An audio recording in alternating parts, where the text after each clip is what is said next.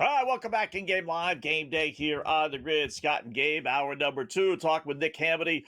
Check out all his work. Zonecoverage.com. Follow him on Twitter at @TheRealTinyNick. So our game going on right now, still 7-6. Rams are driving. We'll keep you posted on that. Obviously, a bunch of games this weekend, Nick. You got a feel for, God bless you if you do, and it sounds like you do, Atlanta versus the Arizona Cardinals. What's your angle on that one?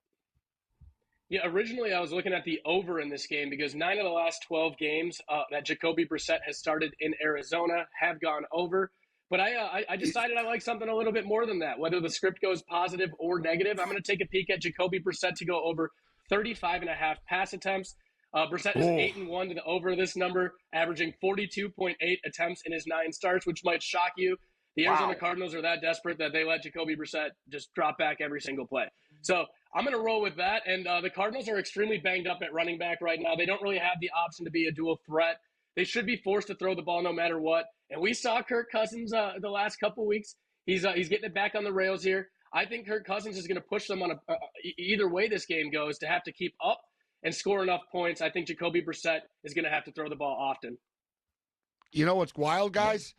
No one cares about people's fantasy football problems or leagues and stuff like that. But nevertheless, so I'm in. I got a bye last week, so I'm, I guess the semifinals here, so it's getting real here. I got Dak Prescott as my quarterback, Nick. I'm like, damn, he's playing the Chargers this week. I think I'm going to go with Jacoby Brissett. It's ballsy, like benching Dak Prescott. And I'm going to go with Brissett. But you just said it, Nick. Brissett has been a fantasy and a prop monster, bro. Yeah. Yeah, because with a negative script or a positive script, whatever he has to do, he either has to throw from behind or throw to score points. But the Cowboys are kind of the same thing there. I mean, I talk about it on my podcast, Tiny Nick's Giant Picks, pretty much every week. Dak Prescott overs, CeeDee Lamb's over, CeeDee Lamb's overs, George Pickens overs before the wheels fell off on whatever happened to him. You can't really go. You got 2 great fantasy quarterbacks with Jacoby Brissett and Dak Prescott. I'm not going to tell you to ever bench Dak Prescott, even though he's going up against a team where I think the Cowboys would be lucky to get out of that game with a win. It's more of a gut feel type thing. They're both projected to have the same amount of fantasy points, like 18 and 19 type of stuff. But Chargers have that stingy secondary, man. I just got a quick question. We'll get to the NFL again. I got a quick question for you, Nick, because I know you love the WNBA and stuff, and you bet on it all.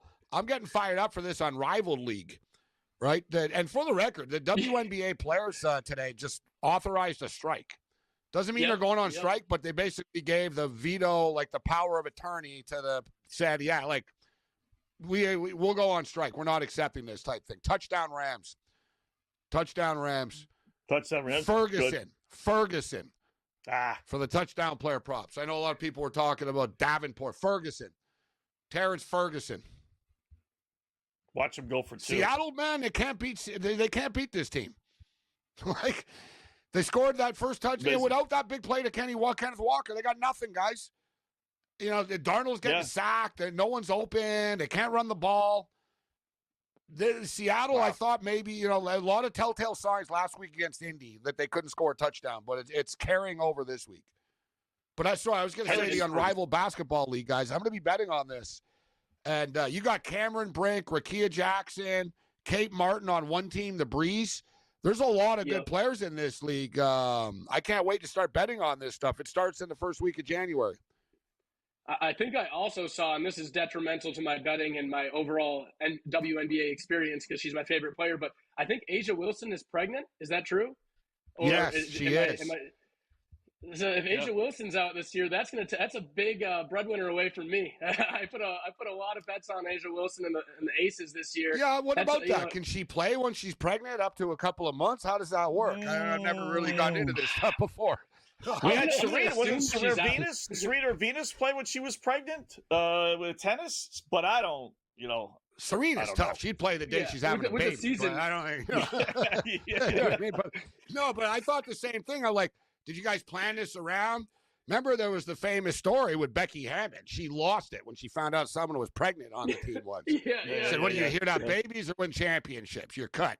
I'm trading you. Yeah. And they were like, not very good of a women's league to berate a woman for getting pregnant, but Becky Hammond's ice. She's like, this is not for the good of Las Vegas Aces. Little extra wrinkle. You got a handicap, right, in women's sports. It's tough when you're the best in the world at something to take any break at all. So and who's the second star on Las Las Vegas? Yeah, who's the star? I know, and who's her husband? He's in the NBA. She's pregnant with an NBA player. He gets to keep playing. Hey, this is like he's got no problems. They got a deep roster. They got Chelsea Gray. What can I tell you? Lloyd. Yeah, so now the new props will be coming up. Yeah, but the unrivaled Scott, all that Caitlin Clark's not playing, but dude, they got heavyweights in this league. Like Beckers and Cameron Brink are on the same team and stuff. It's 3-on-3. There's lines on it. It's going to be fun stuff to bet on. Yeah. WNBA better watch out. I mean, they're susceptible for whether it's this league or whether it's they make more money in this league, Scott. They do in the WNBA. Paige making like $3 million to play in this. I mean, it's the WNBA's at that point where they better step up and accept the fact that they're going to lose money or they're going to lose their league. And just bank on it's like the golf situation, Scott. It's a little bit like the golf situation where something might have to give here if you don't want to lose a lot of money. Yeah, I mean, it's crazy, but they really don't get paid much. That sucks. Oh yeah, I forgot about the college football. 7-0 Arkansas State. Midway through the first, though, so at least it's not a trap. Midway through. Yeah. Going back to that Cowboys game, I do like a couple other props on that game because I don't think the Cowboys are going to win that game, which I don't understand how the Cowboys are a favorite in that game to begin with. I think that's going to swing. I think by the end of it, they will be a dog. But I'm looking at Amari and Hampton to go over 11.5 receiving yards. There's obviously a deep timeshare in the backfield in LA, but this is the perfect game to get Hampton back to his pre-injury passing game role.